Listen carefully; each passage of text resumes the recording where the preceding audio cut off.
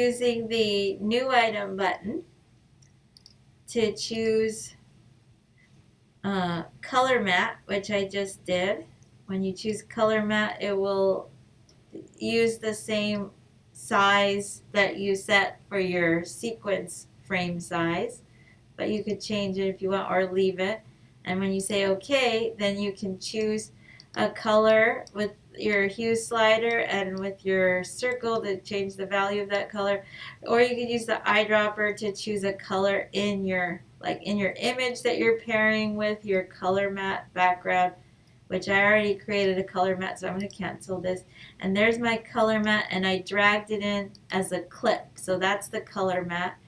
And then if I want to, I could put some text up here. So I could say, put my playhead where I want text to show up, take my type tool and click there, and then I can click, and as soon as I click to start typing, a new clip appears on top of the stack on video 3 track, and then I can say, I could type what I want to type here. Cancel. I didn't mean to export frame. I mean to type. So I want to make sure that I'm going to just type Edward Alexander in his 2-year life journey. Journey. Did I spell journey? So far, so good. Why don't you expand the size of the box to add the blue part? Expand the size of what? How did you add that the part with the blue box to make it from like a vertical picture of you and your son to a horizontal? Oh, well, it's 3 items stacked on top of each other here. We have the image. Let's see. So there's the image is I didn't make the image any wider. I just moved it over because I select the image here and I select motion, and then you can put the image wherever you want in the frame. But I don't like seeing black, so that's why I added, with the new item button, I added just a color matte. And that is a clip that I put under the image. So I had to move the image up to video 2 track and put the color matte under it. And then I used the type tool and clicked and started typing, and then automatically another clip appears of text there. So this is if you have an image that you don't want to scale up to fill the space, and you just want to make sort of a little layout like that. And maybe I don't want to do animation on this image. Maybe I just want to have it like that. Or maybe I want the text to animate more than I want the image to animate for this one. So there was no image, no size change for the box. It's the same size as this box. Right. Yeah. So I was just giving you an idea of. So there's no size change on the image here. The image, I can turn off the visibility on it. What it is it's the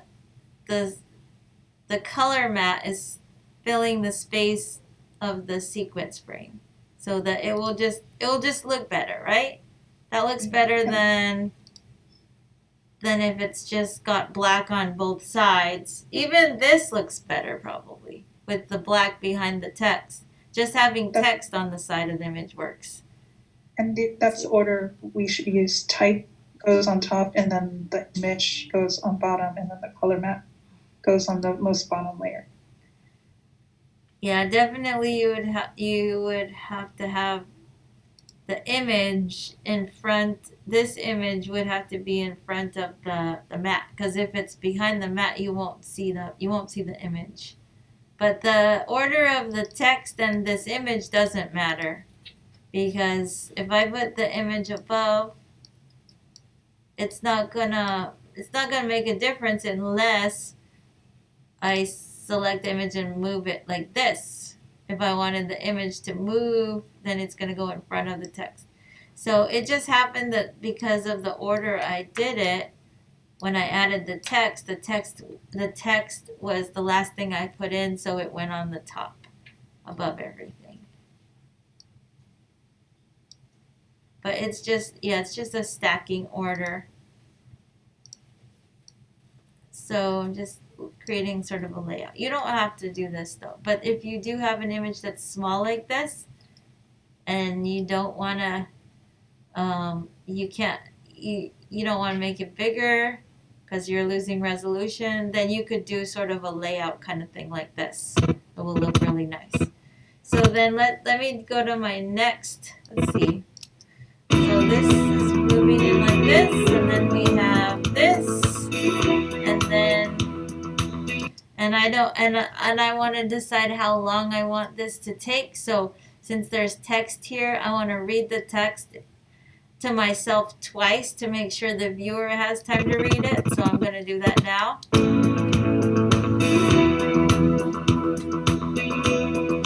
Well, let me see. I'm a slow reader, so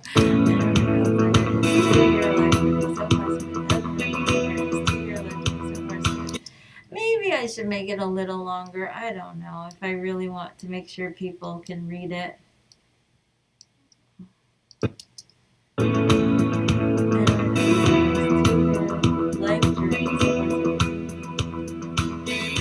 Okay, that's enough time.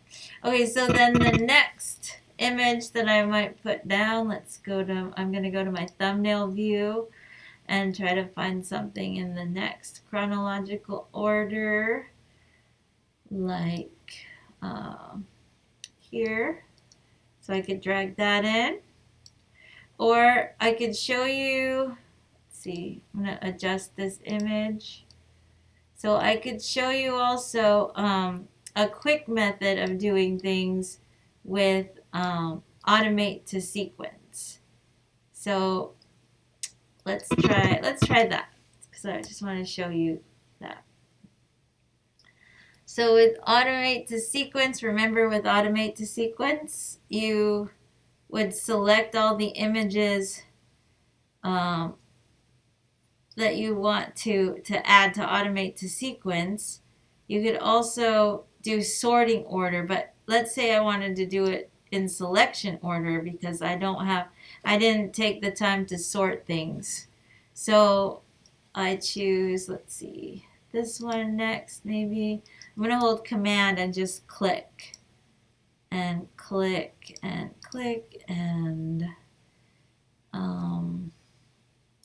maybe choose maybe this one, maybe this one, and this one, and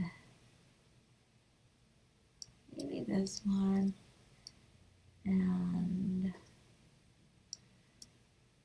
this one. Oh, whoops, that one darn it, I got that one out of order. The command clicking that you're doing, it's making it come in that order, correct? Yes.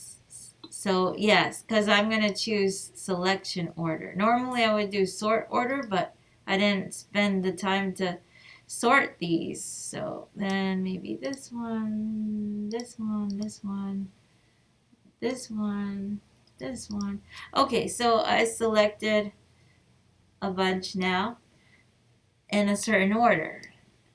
Then I put my playhead where I want everything to come in. I could lock my audio just to be certain I don't mess it up. And then I click on automate to sequence. So I click automate to sequence. And now here we have ordering. Selection order or sort order. I want it on selection order because I command click to select in a certain order that I wanted them to come in at, and then placement sequentially, or you could have the images go to markers, but I didn't. But See, I put all my markers to the beat at the beginning. I should put markers to the beat from here on, so that then I could choose unnumbered markers to show you how that would work. But I'll just do sequentially for now. And then my method that they're going to come in, overwrite would probably work the best for this. And if I didn't have my audio locked, definitely overwrite, because insert would split the audio and push it over, and overwrite should just leave it alone. And then clip overlap. This is if we're going to use transitions, which we are going to, but we don't have to yet at this point. Still clip duration, you can set that here. So you can use the default in-out range, which is, what is it? It's set by default to 5 seconds, right? If I'm happy with that 5-second duration, I could just use that. Or if I want to choose my own duration, I could click here and say I want everything to be 99 frames each, or whatever. You can, 99 frames is as much as you can go up to, it looks like. Or you could do less, 75 frames each, 30 frames per second. Try that. And then if you want transitions to be applied, if you're bringing in video clips, there would be audio maybe coming in too, so you could have audio transitions on each cut and video transitions. If you don't want transitions, you can just uncheck those. And then options here, this is just image, so there's no option to ignore audio here. And we don't want to ignore video because that's all there is image. So if I say OK here, it just drops it all in like that at the duration that I specified. But I want to do this again and set the some more markers, because I'm not sure that these images are really going in where I want them to. Maybe like I want them to come in at the beats here. So I'm going to undo this, Command Z, and I'm going to put the down arrow here and I'm going to play it forward and do some more markers here to the beat. Let's see. May the good Lord be with you down every road you roll. Hey, Seth. The markers are for what? I'm putting markers on where I hear a beat, like a steady beat. I'm zooming in now. I think I was a little off somewhere here. I put a marker a little late, so I can adjust my markers to there. And this one I can right click it and choose a clear selected marker. Okay, and then I want to make sure maybe that there's one right where he starts singing. So this one, that's where he starts singing. Okay, so that's where I feel there's a beat. Maybe I might be off, but I put these markers, spaced them apart here, and now I'm going to try this again. I'm going to unlock my audio this time just to show you. And I've still got my images selected over here in that same order. I'm going to do automate to sequence again in selection order. And I'm going to try at unnumbered markers this time. And overwrite edit. And I think I'll go with that number of frames. We'll try it. And or maybe I'll just try it. Let's see what happens if I did the in-out range, just to make sure it will be a long enough duration. I'm wondering if, because I want them to come in at each marker, it should actually be shorter than 5 seconds each, right? Because my markers are spaced shorter. So I'm just going to test that. And let's say I wanted to do the default duration. The default duration for video is set. Oh wait, it's not letting me. Oh, it doesn't let me if I do unnumbered markers. Let's go back to sequentially. I just want to show you, and let's say I do 75 frames, and then I choose apply the duration. I just wanted to show you what it looks like when you have apply default video transition on, and I'm just gonna say okay. So now let's just take a look at how that plays. So these aren't on my markers, but you can see how, so you see how now it just put a dissolve on every cut. That's an example of a transition. And I'd have to go in image by image and make adjustments for how I want it positioned, sized, and everything.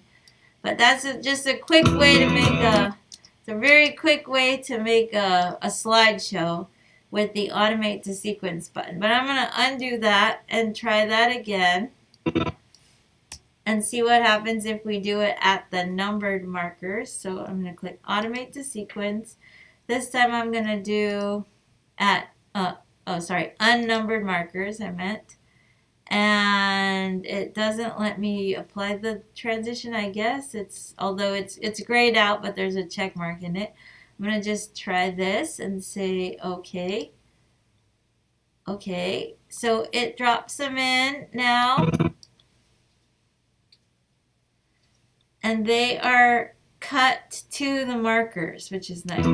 And I could always, if I wanted transitions on the cuts, I can add the transitions later.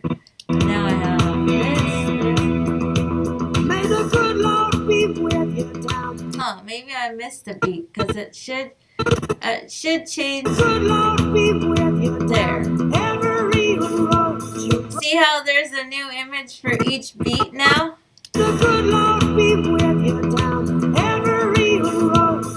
But now I need to go in and adjust things because it's, so maybe make this one a little longer and decide where I want animation or where I want an image just to pop. So I don't want to see his dirty bib. I want to select this image and go to motion, select motion and move it to where I want it and decide, do I want to scale it down? How big is the image? So when you click motion, you can see the boundaries of the image and you can kind of move around and see what all is there. And if I want to do a little bit of animation on it, maybe I want to do a little rotation on it. Maybe that will be fun. Do like a little, have it be rotated and come in. So you can play with the rotation value here. I'll make it start maybe, let's see, a little bit rotated. Click on motion, move the image. And then I can have it be, maybe I want it to start at 100 and zoom out. Or I could have it start zoomed out and be zooming in. Maybe I'll have it be like this. And then I can decide how I want to keyframe this. So I go to the beginning, maybe here. And then I click on the stopwatch for rotation and the stopwatch for scale and position. So that adds the first keyframes that hold all of those values. Then I move my playhead forward and then I decide, okay, how do I want to rotate it? I want it to be upright maybe. So I'll make it go to 0. And I want to scale it out. And I want to adjust the position to pull it up maybe. So maybe zoom it out a little more. I can click on motion to make it easier so I can just grab the image and frame it how I want it. I guess I want to scale it bigger. Just so that it fills the space. And do I want his boat in there? I kind of want his boat, but I want the top of his hair at the same time. So I'll just keep it like that. Okay, so then now I can go, so now it will animate like that.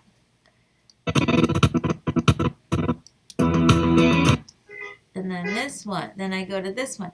And you want to also pay attention for each image that you keyframe. Notice if you have some time at the end of each image where it's still, then if the time at the end of this image is still, remember we want to cut moving to moving, still to still. So then that means that this next image I should start still. So I shouldn't have movement right at the beginning. I should move the playhead in a little bit and then do my animating. So this one I might just have it, let's see, I'm gonna zoom out a little bit here and see, what do I want to do? Do I want to start with it zoomed out and then zoom in? Maybe. So maybe I want to have it start like that in the grocery store. Or let me look at the end of this one, the previous one. So that's zoomed out, then that zooms in. Then I want to click position. Maybe I just want to do position and scale on this one. So I have the values set the way I want them for position and scale. Then I move my playhead forward. And then I go and maybe scale it in to 100%. And then I need to adjust the position to frame it the way I would want him to be framed for this. And then that made the end keyframe. So I just have beginning keyframes and end keyframes. And there's a little time at the end. But then, let's see. And then these I could just, like, they could just kind of pop in. And I could just, you don't have to animate every image. You could just look through and adjust each one. But well, maybe I do want this one animated so I can see, so I can have it move to see my aunt's face and go down here like the way I did with my mom and my grandma. Whoops, I didn't select the right image. I was over here. So make sure you select the image that you want to work with and you put your playhead over it before you start making adjustments in effect controls. So I want to just adjust, to frame the image so you can be framing them. Okay, so that's keyframing. And then tomorrow we'll get into transitions. So keyframing, that's the basics of keyframing and using effect controls panel and the frames that are generated in between. That's a process called interpolation, the generation of frames between keyframes causing the value of one keyframe to gradually transition to the value of the next keyframe. So that's what causes the animation, is this transitioning that happens from your first keyframes to your next keyframes. And you can have more than just 2 places that you keyframe in a clip, but it's probably going to look cleaner if you just stick to 2 for this type of project. Like a beginning and an end is going to look good, because if you're moving all over the place, it could get messy. So interpolation is the in-between frames that are generated in between keyframes to create that transitioning that happens. So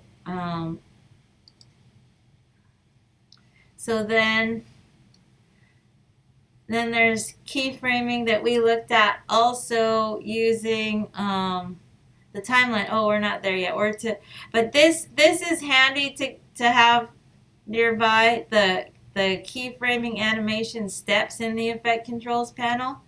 So if you kind of get lost and forget the steps of what you're doing, you can follow these steps, these trusty steps. So first step, position your playhead at the beginning of the animation. So let's say I want a keyframe in another clip here.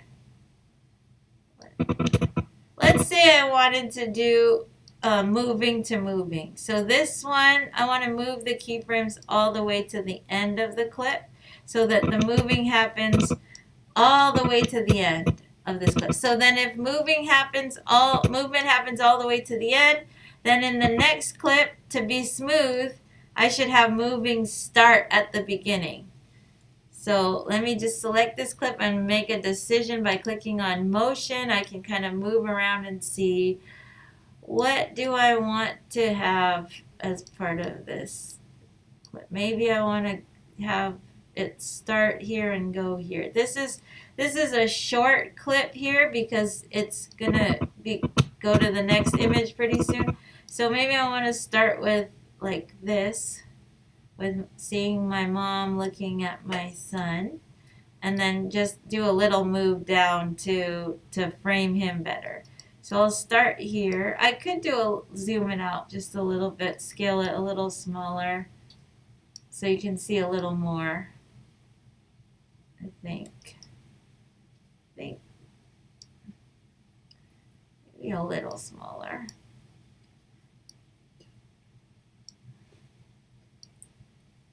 And then, no, I think it needs to be kind of a little bigger.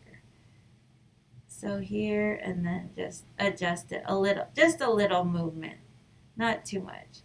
So we'll start here, and I want moving to start right at the beginning because the previous clip has movement all the way to the end. So I put my playhead right at the beginning.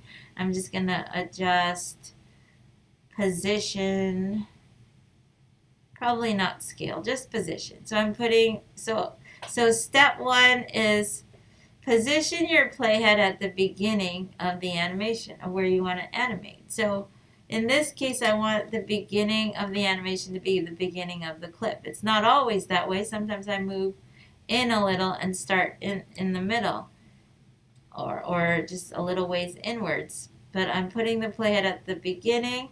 Then what do I do next? Next, I adjusted the value of the property as I want the animation to begin. So I took some time to kind of to click on motion and move my image around and scale it the way I wanted it.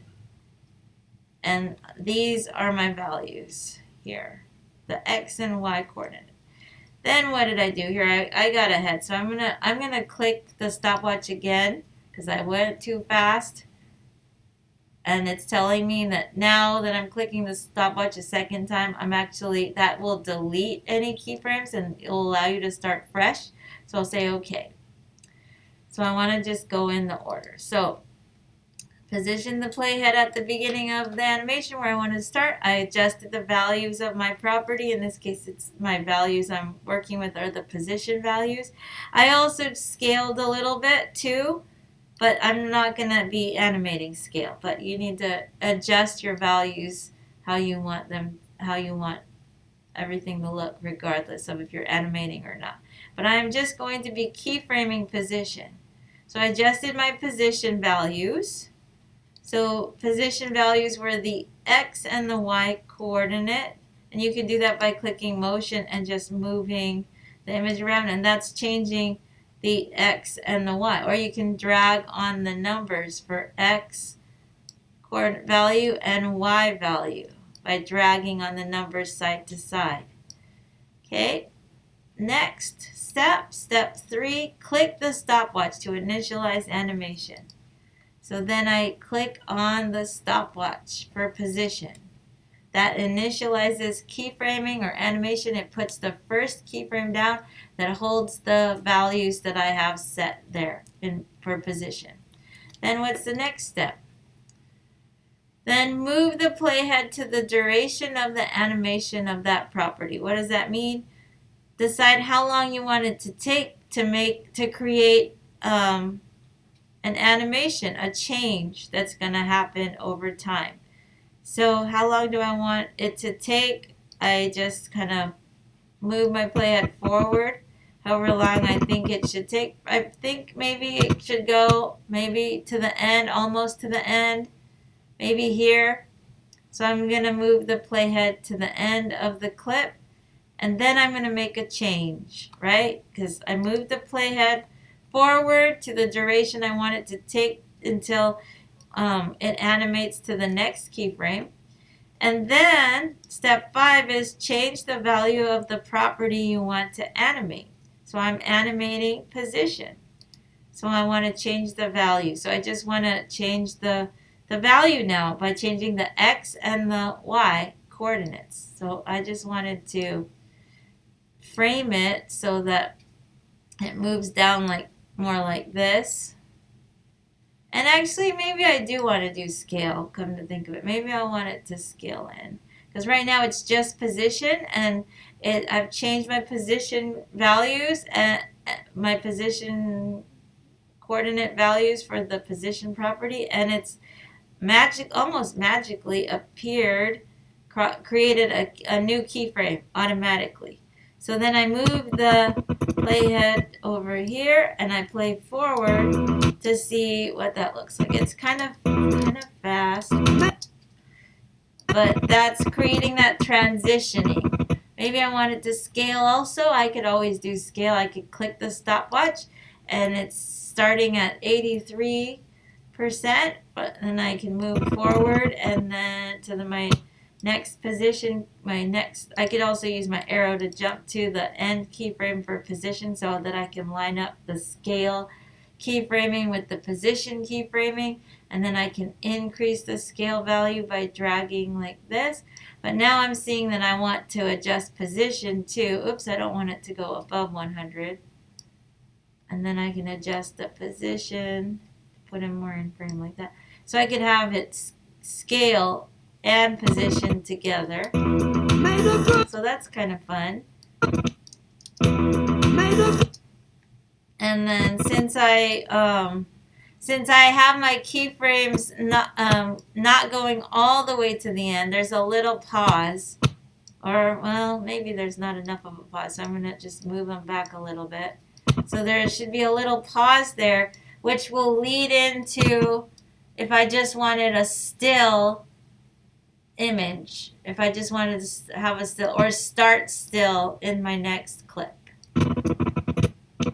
Okay, so that's keyframing. Let me just move on. These are the steps you can find on page 2 of lesson 9 and 10 if you want to just refer to the steps while you keyframe to get it, just to get down the logic, to get those steps down so in case you get lost on the order of things. Then there's timeline keyframing, which I've demonstrated many times using the timeline. So I don't think I need to do this demo again, right? We've done it a lot. With unless you guys want me to add keyframes to the rubber bands, you guys all kind of have a understanding over how to use the timeline, or anyone want to review or have any questions about it? So another method of keyframing in Premiere involves adding keyframes to the clips right on the timeline. So we've seen that with opacity especially. So if you go to, if I wanted the beginning to seem more like a beginning, that's where you might use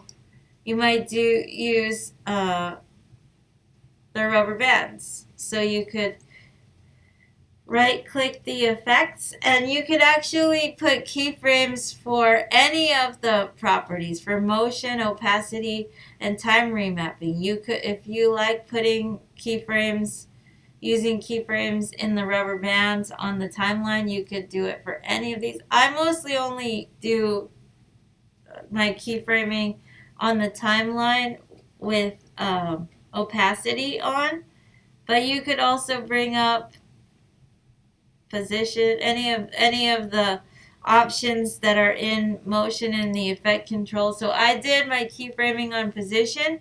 So if I wanted to bring up my keyframes in the clip on the timeline for position, I could go to motion and position, and then it just shows. It shows the keyframes where they are in the timeline.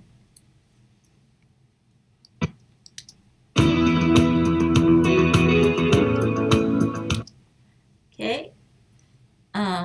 But if I wanted opacity, I can right click there and go to opacity, choose opacity, and then I can